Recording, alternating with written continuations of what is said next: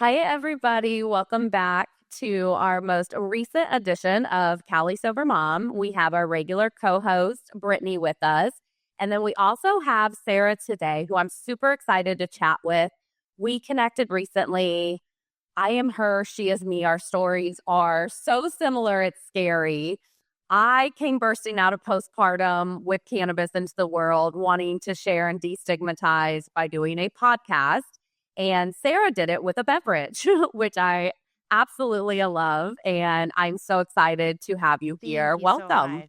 As you know, Brittany and I are open books, loose mouths. We get a little vulgar and crazy sometimes. I'll fit in. I'll fit in. Where are you geographically based at? So I'm in Massachusetts, and but my drink is technically in Tennessee.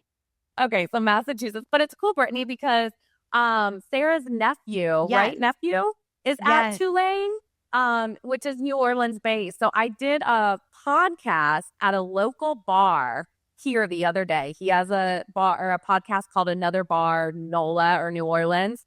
And after we got done wrapping up, we do it at the bar before he opened. And I was like, let me have one of I love to see what beverages are in other bars' stocks. And so we go over there and I'm like, Kelia, I know that. I'm speaking to her Isn't that tomorrow. so funny? I It was know. such a small world. Um, but yes, so we overlap in coming out of the postpartum world. I think my daughter's November 30th of 2020, and your son was born My daughter, the October 26th. October. So just a month apart, which is just wild. And we both came out of this like weird postpartum phase. Well, it's also a post-pandemic phase, not even, but kind of. So it's this weird overlap of things. So an odd time to be pregnant. My postpartum, actually, I want to take that back. My postpartum phase was after my twins in 2022. My first child, which was born similar to yours, I didn't have that experience. I didn't know that world yet. But then having the twins 18 months later, and that's when I came out of mine and had this epiphany. Yours happened different time than mine. All that to say, you chose to come with a drink. And I would love to hear your story of what you're willing to share of what got you here and what you came out of it So with. I had actually been a cannabis user for a while, normally using flower. And I stopped everything while I was trying to get pregnant, while I was pregnant, and then while I was breastfeeding. And I chose to breastfeed my daughter for a while. So I think for like 18 months after she was born, I don't know how I did You. that. That it Huge. was, I look Yeah. back and I'm like, wow, that's crazy not crazy. It's beautiful, but it's a long time. You sacrifice a lot. I think that's when I say congratulations, that's amazing. I think so many people think like that I'm super excited about that you gave your daughter milk from your body, that I'm promoting that over formula. And that could not be the case. The sacrifice it takes to give up a little bit of who you are to make your body available in its best version for somebody else. I don't think a lot of people really realize what that takes. I did not do that. I literally said the day that I was able to start taking my meds again, and I did. This was pre-cannabis. But I shit you not, the nurse came in and said, do you want to try breastfeeding? And I said immediately, no, he can have a bottle. And I literally never once did, not one time, because I knew that day I wanted to be able to take my meds and feel human again because I felt whoopsie. And I did feel, and sort of what we were all talking about before is how slowly it can sort of come on. And that's really scary because it's not like one day you just feel different. You're going through this like very slow rising slope, and you may not even realize. Because you're also so happy. You're so happy at that time. It's this almost titration of like, okay, oh my God, this sucks a little more. Oh crap. Oh dear. Now we're in and all of a sudden you realize, oh my God, I'm not okay. Yeah, I didn't even realize, honestly, how hard it was until I did take my first gummy. And it sort of was this like I could breathe, and I wasn't so mean to myself. I would say like the voices that got so loud in my own head sort of started to quiet. And I remember kind of being like, I'm not that bad. This isn't that, like it was just so crazy. And it was something that I felt like I almost was like reintroduced to myself in a weird way during that time. And Almost starting to refine you. That's amazing. Well, let me ask you this, because very similar. Like, it helped me find myself a version. I had to get off alcohol to let my brain heal to do that. But then, the cannabis and the spirituality and all that helped me find myself. So, what is the best way to ask this? Somebody had to step in and tell me, like, this isn't normal. This isn't you. I had to have a very strong support system to ever take the steps that I took. I don't know what I would have been capable of finding out or giving into on my own. How did you realize you were in postpartum? And what made you, for example, when you say you took that first gummy and you felt human again, like where did you realize? And then what support system do you feel like you had? And what made you take the gummy that day for someone that may still be on the fence if this is for them? No one really even said anything, and I don't even know. I think it was very internal for me. And I think it was something that like I just sort of maybe would look in the mirror and not like what I saw. And because everything changes, right? Like your body just is not the same body that it was before you got pregnant. And it feels different, things are. And so it took me a while to even look in the mirror and be like, this, putting the pieces together kind of, and seeing the beauty and in everything again. So no one really necessarily said anything, but I am lucky that I also did have an incredible support system in my family who lives around me. So I was able to, whenever I needed I don't want to say a break, but whenever I needed for me time, and my husband was working, You can say a break. It is a little bit of a break. Yeah, It is a you're in a break. judgment-free zone. Here it is. Whoever says wanting a break from your kids isn't whatever they want us to be, they can go fuck off. Like, we all need breaks. And I'm so lucky I had my mom who was like there to take her whenever I needed just to not have her. And my sisters live close. And so I'm very lucky in that I have a really strong, close family, all not just close close with each other, but geographically, we're very close. I will say that for anyone on the fence, I took the gummy mainly because I remember just like I was going to go on a walk with her, and I'm like, I'm done breastfeeding. Like, let's just, do this, I guess. And it was something where I remember just being on a walk and being like, this is so peaceful. Like, I'm happy with myself. I'm happy with where I am. Can I ask you really quick? We've spoken about this a lot of times, but which component do you like best about yourself as a cannabis user now that you're a mom? For me, it's that I'm hella more patient. I'm not yelly. I don't get sensory overloaded as much, so then I can actually be around my kids and not want to either scoop out my own eyeball with the nearest dirty spoon out of a cereal bowl or unalive my husband for looking at me wrong because I'm so done. And it's not their fault. God forbid they chew wrong. Yesterday, stop it. During lunch, I was just like, yeah, no, Right. It's so funny because Oh, it sweet is. Jesus. I think that I agree with you. I think that is what I personally like the most about myself. That sensory, like, not as aggressive all the time thing. That, and then so it's definitely the patience. Definitely. And then I think it's also, the creativity. This may not be for everybody, but for me, I certainly feel more present. So like, for example, that's just like, it just clicks for me, I guess. For me, it slows me down. I have ADHD, and that definitely happened. Yeah. When were you diagnosed? I was diagnosed at I was diagnosed 37. very young. I was 34. I was diagnosed at 15. She cheated. She got resources early. It was the best thing that I could have. I'm so glad and grateful that I had that happen Oh. because I did go through that, like, no one, that time of like knowing, but no one tells you, especially as a woman, the exact symptoms that you might have. So I was always like, I'm not that hyperactive. It's in my mind. And no one said that to me. No one was like, these are what the differences between women. Back then it was sort of new.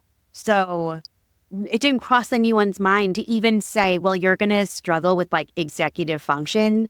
Let's sit down and get you organized. I sort of had to figure out my own ways, my own like chaos piles where I know where everything is. So but don't touch it because this is so interesting. it will put me out of whack. What's wild to me is you got a diagnosis and you still did not get any tools or resources or anything. And most of us right now, that's my entire world. That's what I do. And I've read so much research, and both in conjunction with ADHD and motherhood as well. There's a lot of activities there. But it is so complicated. And if you weren't raised by an ADHD or autistic parent, you have so few frameworks for how to do this. I'm one of the lucky ones. My mom's autistic. And that made my life very structured, but there was still some bedlam and it was still weird. And I think that I also am the oldest of 5. So I was able to then figure out how to parent 5 kids as doing what I'm doing. And my mom says this all the time. She's like, I still don't know how the fuck you're doing it because she was usually like, she worked in the hospital for a ton of years and she was a phlebotomist for a ton of years. And so it was always something very steady and very whatever. So she could have the wild of home being weird and all of these things because she had a really steady at home. We have chosen a different route. We are not the 9-to-5ers every day anymore. And that might have been a world we tried out, but we chose to go a different way. Yeah. I couldn't have done it. I've done 9-to-5s. And God bless people who can do that. I personally can't do it. Sweet mother of God. Yeah, Thank you all for your sacrifice. But it's funny because he's not necessarily like 9-to-5, but he definitely like has a more structured job than what I. Yeah. So it's funny because I couldn't do what he does. He couldn't do what I do. He couldn't come up with he's like, I don't know how you come up with the ideas that you come up with. I don't think like that. Keely wouldn't have happened. And it took convincing. To get him on board. Okay, tell us. Give us the details of how. Okay, so we've got a little bit of spicy background. I want to hear the drink, the convincing. Let's hear it. So I go on this walk and I come home and I'm like, this is transformative. I need to do this for women. And Mom, I was like, I'm a better person right now. And I get home and I felt like the best delivery method for anyone was a beverage. And the reason why I felt so strongly about that is it's something that you are in control of. I will give you 5 milligrams, but you can decide how much. You can have 3 drinks in 15 minutes if that's what you want. Or you can have 1 drink over 3 days. You know what I mean? Like it's so up to you, which is not something that you can really do with anything else. So you're in control. You're in the driver's seat for how you feel and how you want to feel. I liked that. Well, also for beverages, I just want to point this out too for maybe someone that isn't as familiar between beverages, edibles, flower. For example, I'll use me as an analogy. I can't do flower because the way it hits my receptors, it just sends them fucking nuts is the only word. And I get so high, you guys. And I don't enjoy that. And everyone's like, well, maybe try this, maybe try that. I'm like, I don't enjoy that. So then you go to edibles or beverages In edibles, you have to know your dose. You have to be comfortable with the brand, everything about it, and really know your dose, or otherwise you do risk having a different exposure. But beverages, which are so new, and there's so many questions of how will this feel? What will this taste like? What will this? Not only with Sarah's drink line that she came out with, since it's not carbonated, you can put half the can back in. But when we mean control your dose, it also means like these drinks, usually you can feel the effects within 15 to 30 minutes. And it's not like alcohol. Whereas with alcohol, that first dopamine rush you get, that first hot relief, you will constantly be going for more alcohol to chase that and get that feeling back. And you're never going to get that initial surge of dopamine. Whereas beverages are different. Beverages aren't meant to give you this huge surge of dopamine. They're more made to calm, relax you, get you euphoric. So it kicks into 15 to 30 minutes, and it usually lasts about 90 roughly. And so you can sit in that feeling for 15, 30, 45, 90, however long you want, once you've hit a comfort level, and then go back when you're ready. And that is so huge that I think a lot of people don't know, is to me that reduces the risk of anxiety, overdoing it. It's the best way to dip your toe into the water, as you said. So I just wanted, in case anybody didn't know those fine-tuned details, point that out a little. Or was new to that in general, because they may not know. They may think you have to drink the entire beverage, rather than you can titrate up as much as you prefer based on how you feel. And the other note that I made and put a Post-it on my head, please go watch this on YouTube because I am unhinged. I said marketing psych note. Also, from a marketing standpoint, this is what I do for a living most of the time now.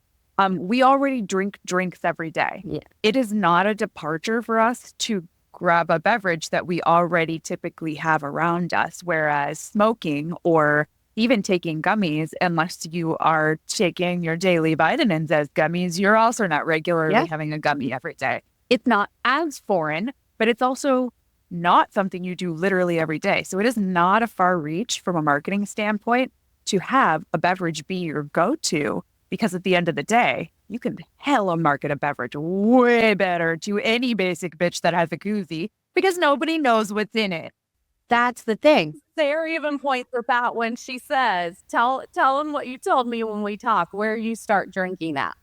It's like the first form of consumption that we have. It's the only form of consumption of anything that we have that's natural to us. Like, that's what you do, is you drink, whether it is breast milk or formula, you're definitely not getting solids at that age. You know what I mean? So it is the most comfortable, most familiar form of.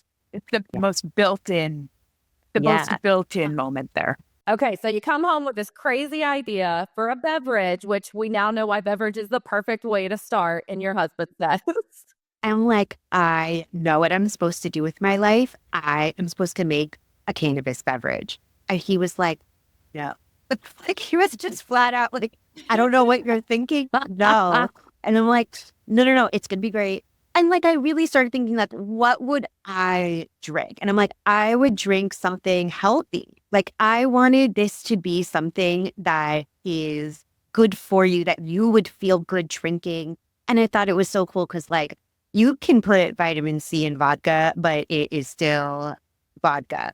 When I put vitamin C in my drinks, the cannabis is still something that is medicinal. It is still something that can help you feel good, and you won't be like hungover in the morning. It's a plant. It's not a poison. So putting vitamin C in doesn't really take away from the fact that you might be getting a buzz.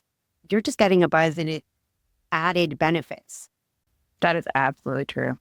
I went back out the next day and I couldn't stop thinking about it. And I'm like, my first flavor is watermelon coconut. And I got home and I'm like, I hate watermelon coconut. That's the first flavor. And he's like, I can't believe you're still on this. And I'm like, it's happening. Like, I don't know what, I'm like, this is my calling. And then later that night, I like was coming up with names, and he's like, you are dead serious. And I'm like, I really need to do this. I won't be able to I won't be able to go into a dispensary. It will never, and I will be upset. I will always wonder what if. So it was really, that's sort of how I convinced him, was just sort of relentlessly going after, being like, continuing the plans, even though he was still at the station. My train had taken off a while before his. It's great that he's on board and that he isn't, because I'm sure you guys know, like, we're also moms. And because there's this connotation that cannabis has and this stereotype involved with it, I was a little nervous. Like, are there moms that are not going to want their children to play with Hannah because I have a cannabis beverage? And it was something where I don't know. I hope not. I probably will never know if that is the case. But I will know that I feel like I'm a really good mom. I know I'm a really good mom to my daughter. So I don't really think it necessarily bothers me. You're leading by example.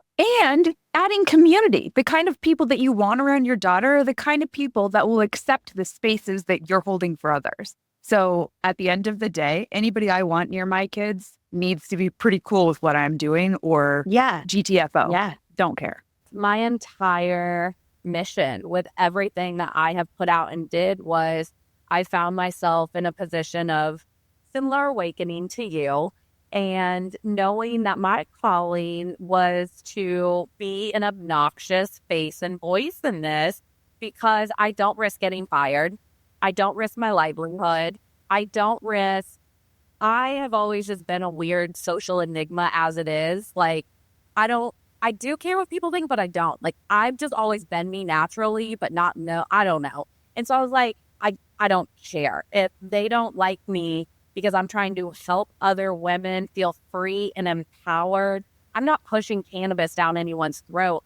I'm showing alternative options so you can get out of whatever rut you're in and feel empowered to do so. So if someone doesn't like me for that, or if someone wants to judge me or doesn't want their kid around me, like Brittany said, good. I don't want a kid around you. I don't want them learning that mentality. I want them to be free and grow. So I love that for you. Yeah, thank you. Okay. So you started this wonderful drink, which again, it's a drink that you can use recreationally and relax, but it's also good for you. And so if our listener were to know why they should try your drink and where they should try your drink, where would they start? So, KeliaDrink.com, KELIA drink, DRINK.com. We have codes. If you do try Kelia 15, you'll get 15% off. If you follow me on Insta, at Kelia Drink, also I'll like send out codes all the time. And I try to do like cute things, like for my like VIP, like the people who buy from me very regularly, I try to do nice things for them, because like send them free hats or their own little special code. I love when people love my drink. It feels so good to know that like people are enjoying something that you made and that you put your heart into. And it's so, I did not think that this was my path in life, but I'm so grateful that it is. Do you have a VIP club? You should have a VIP club for your seller besties, like your folks that are your followers. Yeah. That should be a thing. You should do it. And friends, I'm telling you, if you see these beautiful bottles in the store, they're so crisp and clean looking. I would walk in. So I think of like when I used to buy wine, right? And before I just went to the box because that was easier and I was drinking too much wine. But I would actually, pretend to look at a label and pretend to, like read it, like have any clue what I was talking about. And at the end of the day, the sticker and the copywriting spoke. That's how I picked, right? Unless I got a recommendation from someone. And when I look at the Kelia bottle, it is something I would buy. It is classy, it's clean, it's crisp, it matches what I would expect it to be. And so if you see it in the store, I think you're naturally going to be gravitated towards it anyway. It's chic, it's high end. It's like, it's something you have no problem having out on your table with dinner. I did that on purpose. I'm minimalistic. You think I'm minimal? I like that. But I also was like, when I was doing taste tests and everything, and I was drinking in front of my daughter and just tasting, and the can was like pinks and blues and pastels. And I was like, this would look like, it like looks like cotton candy. It looks like it would taste really sweet. And I was like, that is not the message I'm trying to send to kids. Or if like there's a mom who just wants to like not necessarily grabbing attention because it's so loud and bright and says like, you know, let's go get high. That's not really what I wanted. I wanted it to be something where like you can drink it. It's a health beverage. It's clean. It's crisp. And like if the, you know, your kid is at like a sports game, you can drink it without everyone, you know, without making a big deal out of it, I guess. I love that. Amazing. Well, I cannot thank you enough for being here. Again, folks, go to Drink Kelia. Kelia Drink. Kelia Drink. I didn't want to say it backwards. Okay. But we're going to link it in the show notes. So you can find the link there. We'll tag it on everything. We touched on a lot of topics again today. And I love to see what Sarah's doing with the postpartum women and the struggles we went through and making it so destigmatized and approachable. That is so needed. And if you find yourself in that little world, this is a product that you will gravitate towards just naturally. And so if you have any questions on any of those topics that we've just put little nuggets, breadcrumbed you along on. So many. Ask us. Send, reply to anything, and we'll forward it to the right person, and we will follow up and make sure we get you that information because we want to make sure we're providing what you want to know. Sarah, any last shout outs for Kelia or anything you want to leave our listeners with before we go? Just that I really hope that you enjoy them. I made them for you guys. I made them for women. I made them for moms. I made them for anyone who wants to add health and wellness into their life and anyone who wants to know that you can get a buzz. You can get, you know, you can be relaxed and it doesn't have to be poison. Good moms consume cannabis. Yes, they do. That's why she's the marketing girl, for the record. Ta-da! Thanks for listening to the Cali Sober Mom podcast. The best way for us to get the word out is you. So share this episode with someone you know who will enjoy it. And be sure to follow Cali Sober Mom on Apple, Spotify, YouTube, or wherever you're consuming the show right now.